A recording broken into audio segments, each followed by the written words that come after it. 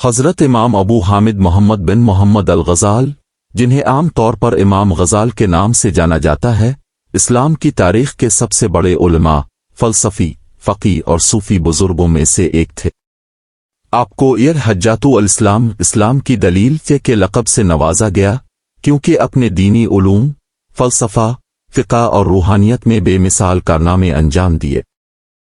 امام غزال نے اسلام میں علم، عقل اور روحانیت کے درمیان ایک متوازن تعلق قائم کیا۔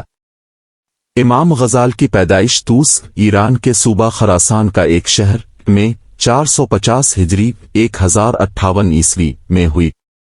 آپ کے والد ایک نیک، دیندار اور عاجز انسان تھے جو اون کاٹنے کا کام کرتے تھے۔ وہ علماء سے محبت کرتے تھے اور ہمیشہ دعا کرتے تھے کہ ان کے بیٹے دین کی خدمت کرے۔ والد کے انتقال کے بعد امام غزال اور ان کے بھائی احمد غزال، جو خود بھی ایک عظیم صوفی بنے، کو ان کے والد کے ایک دوست نے پالا اور تعلیم کا انتظام کیا۔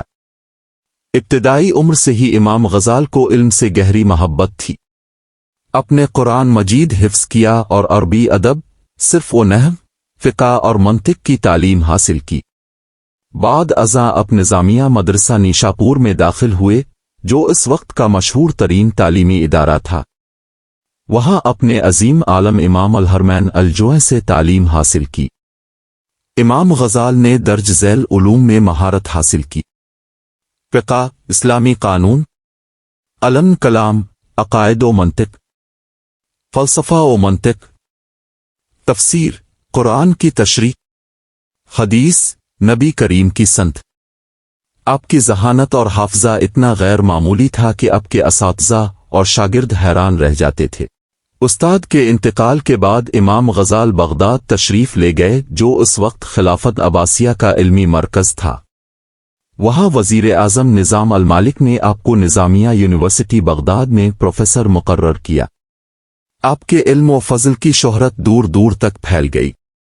دنیا بھر سے علماء آپ کے درس میں شریک ہونے آتے۔ لیکن اس شہرت و عزت کے باوجود امام غزال کے دل میں ایک روحانی خلا پیدا ہونے لگا۔ آپ نے محسوس کیا کہ صرف علم کافی نہیں، بلکہ اخلاص اور روحانی تعلق کے بغیر علم بے فائدہ ہے۔ عروج کے اس مقام پر امام غزال کو ایک شدید روحانی بحران لاحق ہوا۔ آپ بولنے اور کھانے پینے کی طاقت کھو بیٹھے۔ آپ کے دل میں یہ احساس پیدا ہوا کہ شہرت اور دنیاوی کامیابی نے آپ کو اللہ سے دور کر دیا ہے۔ چنانچہ 488 ہجری 1095 عیسوی کے میں اپنے بغداد چھوڑ دیا۔ اپنا عہدہ، مال، جاؤ مقام سب کچھ چھوڑ دیا اور روحانی سکون کی تلاش میں نکل پڑے۔ امام غزال نے شام، بیت المقدس اور حجاز، مکہ و مدینہ کا سفر کیا۔ اپنے کئی سال عبادت، ذکر الہی اور ریاضت میں گزارے۔ اپنے کچھ عرصہ جامع مسجد دمشق میں اور پھر بیت المقدس میں قیام فرمایا، جہاں آپ عبادت و تفکر میں مصروف رہے۔ پھر آپ نے حج ادا کیا اور سادہ و عاجزانہ زندگی گزارنے لگے۔ اسی دوران آپ نے اپنی مشہور ترین کتابیں تصنیف کیں جو روحانیت اور نفس کی اصلاح پر مبنی ہے۔ تقریباً 11 سال کی گوشہ نشینی کے بعد امام غزال اپنے شہر طوس واپس تشریف لائے۔ اب آپ کی تعلیم کا مقصد صرف علم نہیں، بلکہ تزکیہ نفس، روح کی پاکیزگی اور اخلاص بن گیا تھا۔ اپنے فقہ، فلسفہ اور تصوف کو ملا کر ایک متوازن نظام فکر پیش کیا جس نے عقل، ایمان اور روحانیت تینوں کو یکجا کر دیا۔ امام غزال نے تقریباً 70 سے زائد کتابیں تصنیف کیں۔ ان میں سے چند مشہور ترین یہ ہیں: احیاء علوم الدین، آپ کی سب سے مشہور اور اثر انگیز کتاب۔ اس میں عبادت، اخلاق، معاملات اور روحانیت جیسے تمام پہلوؤں پر روشنی ڈالی گئی ہے۔ یہ اسلامی دنیا میں سب سے زیادہ پڑھی جانے والی کتابوں میں سے ایک ہے۔ تحف الفلاسفہ، اس کتاب میں امام غزال نے فلسفیوں کے نظریات پر تنقید کی اور اسلامی عقائد کا دفاع کیا۔ المنقذ من الضلال، آپ کی خود نوشت کتاب جس میں اپنی فکری اور روحانی جدوجہد اور اصلاح باطن کا سفر بیان کیا۔ مشولف النوار، قرآن کی اتن نور کی روحانی و فلسفی تشریح پر مبنی کتاب۔ امام غزال کی تعلیمات میں عقل و وحی ریزن اینڈ ریولیشن کے درمیان توازن کی تعلیم دی گئی ہے۔ آپ کے بنیادی نظریات یہ تھے: علم کا مقصد روح کی پاکی اور عمل صالح ہونا چاہیے۔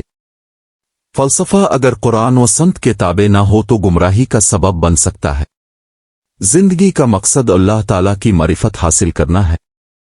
حقیقی تصوف وہ ہے جو شریعت کے دائرے میں رہ کر انسان کو قرب الہی تک پہنچائے۔ امام غزال کا وصال 505 ہجری 1111 عیسوی میں توس میں ہوا۔ روایت ہے کہ اپنے آخری دن وضو کیا، فجر کی نماز ادا کی، قرآن کی تلاوت کی اور پھر خاموشی سے اپنے رب کی طرف لوٹ گئے۔ آپ کا مزار توس، ایران میں واقع ہے اور آج بھی اہل علم و عرفان کے لیے زیارت گاہ ہے۔ امام غزال کا اثر صرف مسلم دنیا تک محدود نہیں رہا بلکہ یورپ کے فلسفیوں اور عیسائی علماء تک بھی پہنچا۔ آپ کے نظریات سے امام نووی، ابن قیم، شاہ ولی اللہ جیسے علماء متاثر ہوئے۔ اپنے اسلام کے علمی و روحانی نظام کو از سر نو زندہ کیا اور علم کے ساتھ اخلاص، تقوی اور عمل کی بنیاد رکھی۔ حضرت امام غزال نہ صرف ایک عالم اور فلسفی تھے بلکہ ایک روحانی مصلح بھی تھے جنہوں نے علم کو ایمان اور تصوف کے ساتھ جوڑا۔